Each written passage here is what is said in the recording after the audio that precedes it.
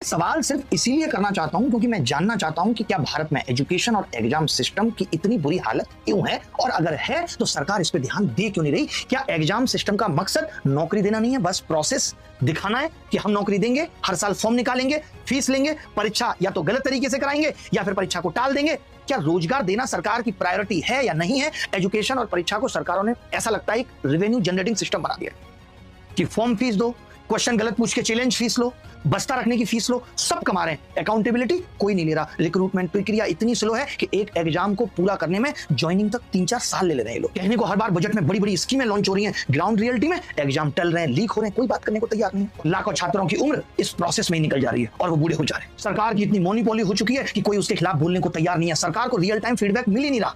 राज्य में सरकार बनी जा रही है क्योंकि यूथ बिखरा हुआ है, एग्जाम एजेंसी हो या फिर आयोग हो, वो बस पैसा कमा रहे हैं। सिस्टम सुधारने की जवाबदेही किसी की नहीं है। सिस्टम पूरी तरीके से फेल हो चुका है। एक साइलेंट एक्सप्लॉयटेशन जिसको कहते हैं वो हो रहा है। जब तक जवाबदेही तय नहीं होगी तब तक सुधार हो ही नहीं सकता। और इसी जवाबदेही को तय करने के लिए हम 31 जुलाई को सभी शिक्षक, देश के हर कोने से शिक्षक आकर के डीओपीटी मिनिस्टर से मिलना चाहते हैं, बात करना चाहते हैं कि आप इस देश को क्यों बर्बाद होते हुए देखना चाहते हैं। होगा क्या आगे?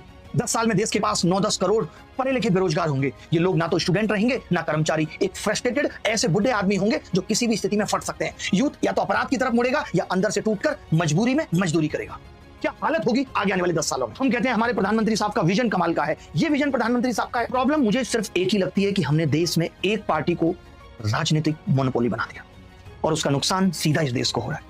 जब एक तरफा सत्ता होती है तो जवाबदेही कमजोर पड़ जाती है, खत्म हो जाती है। जब पूरे देश में एक ही पार्टी का शासन हो, चाहे केंद्र में चाहे राज्य में, और संसद में विपक्ष कमजोर हो, तो वो सरकार किसी भी गलती के लिए प्रेशराइज्ड महसूस नहीं करती। चाहे वो पेपर लीक हो, एग्जाम कैंसिल हो, उनको फर्क नहीं पड़ता। आज बेरोजगारी 45 साल के उच्चतम स्तर पर है, फिर भी सरकार को डर नहीं है क्योंकि विपक्ष उतना मजबूत नहीं है कि सवाल कर सके या उनसे जवाबदेही ले सके। मोनोपोली का सीधा मतलब है विकल्प ना होना। जनता के पास जब चुनने का विकल्प नहीं होता, सत्ता पक्ष को लगता है हम कुछ भी करें वोट हमें ही मिलेगा। और यही सोच सबसे खतरनाक है क्योंकि वहां पर परफॉर्मेंस एकदम नहीं दिखेगी, सिर्फ प्रोपेगेंडा चलेगा। किसी मीडिया चैनल से बात कर लो, आज किसी रूलिंग पार्टी के बड़े नेता से बात कर लो, वो कहता है कि भैया हम तो जीत रहे हैं। या चुनावी जीत को जनता की मंजूरी मान लिया जाता है, चाहे पॉलिसी कितनी भी गलत हो, उनको पता है हम जीत के आ रहे हैं, यानी जनता ने हमें मंजूर किया है। मोनोपोली में सरकार को लगता है कि अगर हम जीते हैं, हमने जो किया है वही सही है। और आज यही कारण है कि एग्जाम स्कैम हो या युवाओं की पीड़ा हो, उस पर कोई ध्यान नहीं दिया जा रहा क्योंकि सत्ता को यकीन है कि विपक्ष चैलेंज कर ही नहीं पाएगा, वो तो हार के बैठा है इतनी बुरी तरीके से।